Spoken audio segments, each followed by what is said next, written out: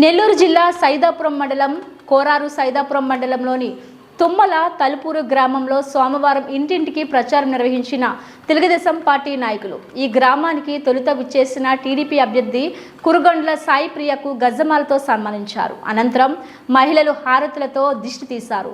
తొలుత గ్రామ దేవత మహాలక్ష్మమ్మను దర్శించుకొని హారతులు స్వీకరించి దీవెనలు అందుకున్నారు. అనంతరం స్థానిక నాయకులతో కలిసి ప్రతి గడప గడపకు తిరుగుతూ టీడీపీ సూపర్ 6 కరపత్రాలను పంచుతూ వాటి గురించి వివరించారు. అనంతరం లక్ష్మీ సాయిప్రియ మాట్లాడుతూ రాష్ట్రంలో తెలుగుదేశం పార్టీ అధికారంలో వస్తే పేద బడుగు బలహీన వర్గాలకు న్యాయం జరుగుతుందన్నారు.